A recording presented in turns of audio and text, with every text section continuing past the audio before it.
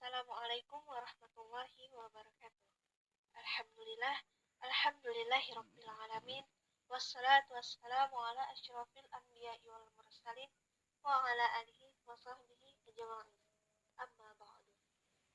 Wa qala Allah ta'ala fil Qur'anil Karim, a'udzu billahi minasy syaithanir rajim. Bismillahirrahmanirrahim. Wal 'ashr. Innal insana lafi khusr illa alladzina amanu wa 'amilus solihati wa tawasaw bil haqqi wa tawasaw bis sabr. Shadaqallahul azim. Pertama-tama dan yang paling utama, marilah kita panjatkan puji serta syukur kita atas kehadiran Allah Subhanahu wa taala, yang mana pada hari ini kita masih diberikan nikmat dan karunia-Nya sehingga kita dapat berkumpul mendengarkan kajian pada hari ini. Salawat beriringkan salam dihadiahkan kepada baginda Muhammad sallallahu alaihi wasallam. Allahumma shalli wa sallim alaihi beserta keluarga dan para sahabatnya. Beliau merupakan aktor yang tak pernah cakap kotor. Beliau merupakan tokoh yang tak pernah menokoh. Dan beliau jugalah yang telah membawa kita dari zaman kegelapan menuju zaman yang terang benderang dengan ilmu pengetahuan. Semoga dengan memperbanyak sholawat kepada beliau, kita termasuk golongan orang-orang yang mendapatkan syafaat beliau di akhir kelak. Amin, amin, ya rabbal alamin.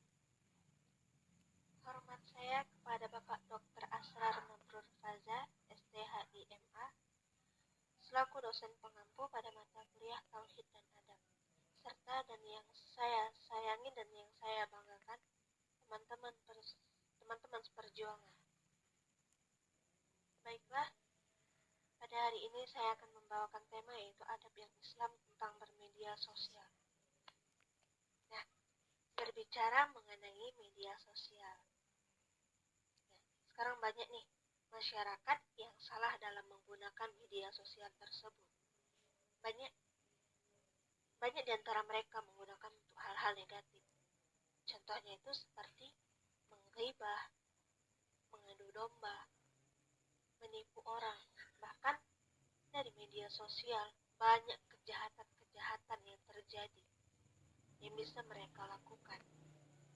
Nah, kita juga nggak pernah tuh menyadari bahwasanya banyak dosa yang tanpa kita sadari ketika kita bermain media sosial tersebut. Nah, di antara contoh-contohnya itu yang pertama itu seperti mempermainkan sumpah.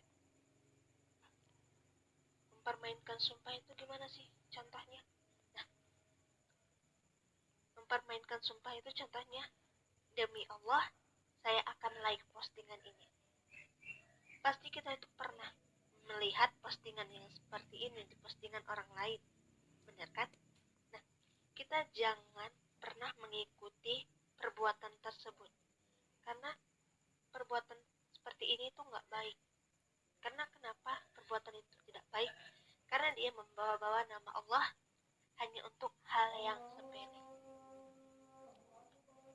Allah juga telah menjelaskan dalam surat Al-Maidah ayat 89 mengenai sumpah yang berbunyi, A'udzu billahi minasy syaithanir rajim. Bismillahirrahmanirrahim. La yu'akhidhukumullahu billaghwi fi aymanikum walakin yu'akhidhukum bima aqadtumul ayman. Fakaffaratuhu it'amu 'asharah masakin min awsati ma tut'imuna ahlikum aw kiswatuhum aw tahriru raqabah. Faman lam yajid fasiyam thalathati ayyam. Dzalika kaffaratu aymanikum idza khalaftum wahfazu aymanakum. Kadzalika yubayyinullahu lakum ayatihi la'allakum tashkurun. Yang artinya, Allah tidak menghukum kamu disebabkan sumpah-sumpahmu yang tidak disengaja, tetapi Allah menghukum kamu disebabkan sumpah-sumpah yang kamu sengaja. Maka kafaratnya adalah memberi makan 10 orang miskin, yaitu dari makanan yang biasa kamu berikan kepada keluargamu, atau memberi mereka pakaian, atau kamu juga bisa memerdekakan seorang hamba sahaya. Barang siapa tidak mampu melakukannya, maka kafaratnya ialah berpuasa 3 hari. Itulah kafarat sumpah-sumpahmu apabila kamu bersumpah, dan jagalah sumpahmu. Demikian Allah menerangkan hukum-hukumnya kepadamu agar kamu bersyukur kepadanya. Contoh yang lainnya ialah bercanda yang keterlaluan. Contoh dari bercanda yang keterlaluan itu ialah memanggil teman di chat dengan sebutan binatang atau dengan sebutan yang lainnya. Ini nggak boleh dilakukan, walaupun niatnya itu hanya candaan atau sebutan sayang. Rasulullah SAW bersabda, "Wailul lilladzi yuhadditsu fayakdzibu liyudhika bihil qawmu wailul lahu wailul lahu." Yang artinya, celakalah orang yang berbicara kemudian berdusta agar suatu kaum itu tertawa karenanya. Kecelakaan untuknya, kecelakaan untuknya. Contoh yang selanjutnya itu ialah membaca zodiak. Nah, kita sering itu kan ada postingan tentang zodiak. Kalau zodiaknya ini seperti ini, zodiaknya ini seperti ini. Nah, ada pertanyaan, kalau hanya baca zodiak tapi nggak percaya itu gimana? Jawabannya itu sama aja, tetap haram. Kecuali kalau nggak sengaja nemu postingan tentang zodiak. Setelah itu kita langsung skip aja, itu ya nggak apa-apa gitu kan. Islam itu memaafkan segala sesuatu yang tidak disengaja. Nah, contoh selanjutnya itu ialah share aib sendiri atau share aib orang lain.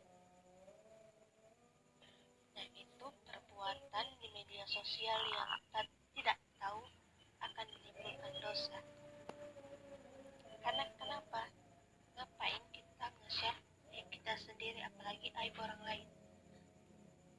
Sedangkan Allah saja berusaha untuk menutupi aib seorang hambanya. Allah berusaha menutupi aib-aib hambanya. Jadi mengapa kita men-share aib itu sendiri, apalagi men-share aib orang lain di sosial media?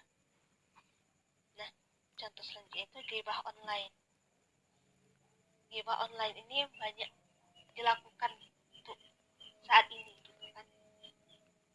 Contohnya kita membicarakan orang lain, si dia seperti ini, si dia seperti ini. Seperti itulah contohnya. Berbicara di media sosial yang online, bisa dari media sosial seperti Facebook, WhatsApp, ataupun Instagram. Banyak media sosial yang lainnya yang bisa digunakan untuk menggibah online. Yang selanjutnya itu ialah upload foto tanpa hijab.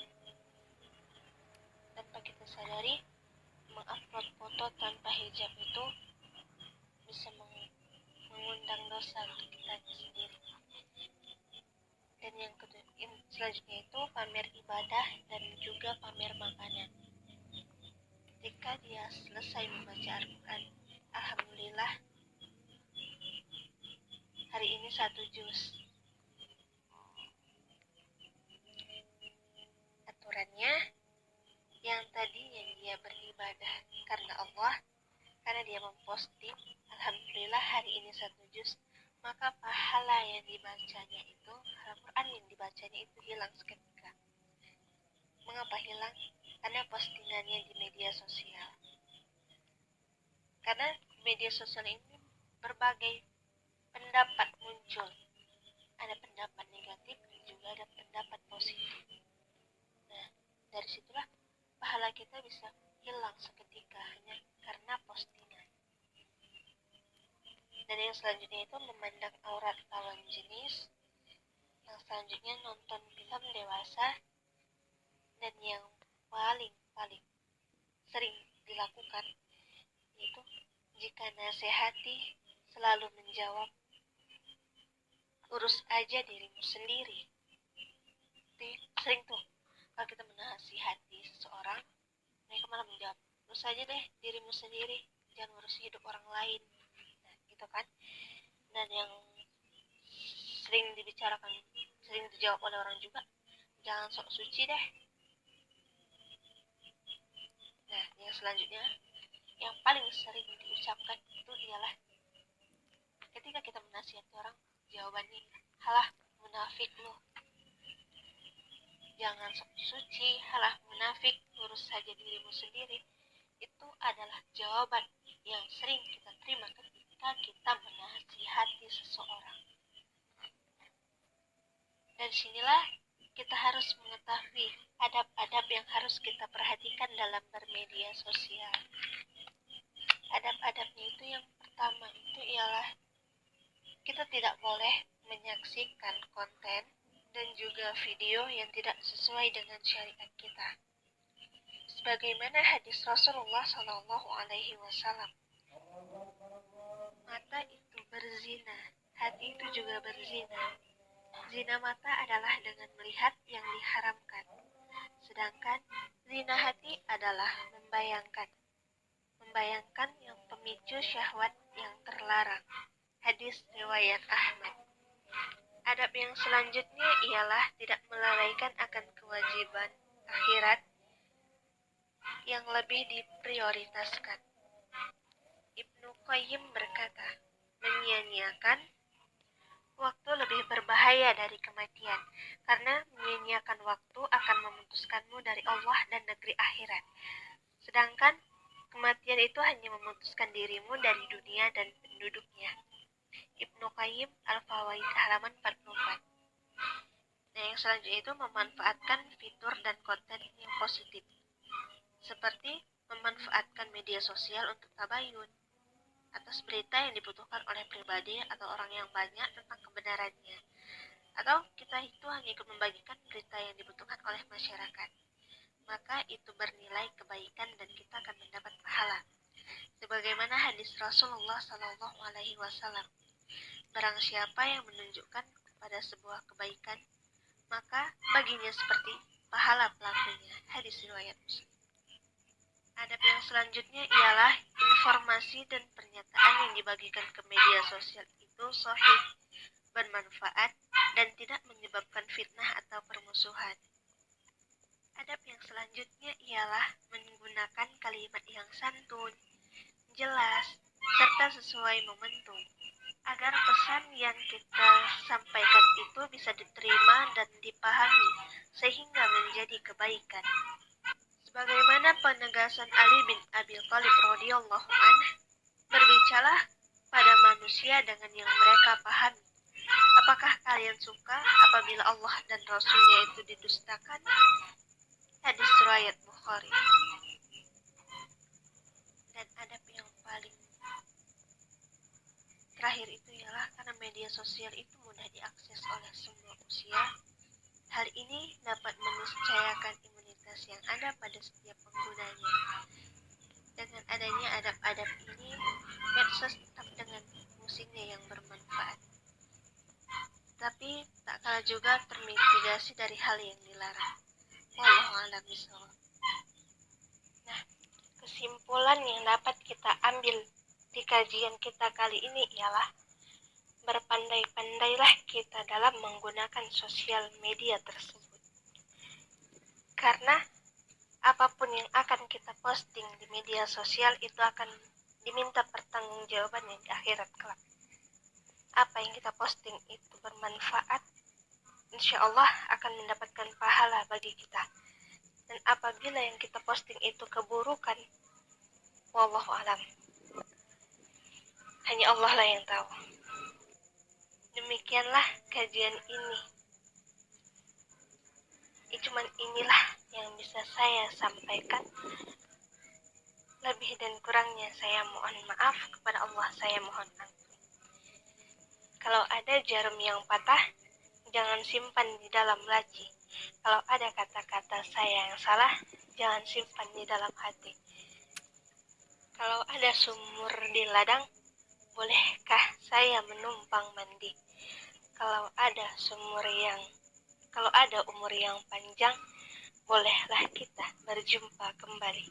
Burung pilihan, burung cendrawasih, cukup sekian dan terima kasih. Wallahu a'lam bishawab. Wassalamualaikum warahmatullahi wabarakatuh.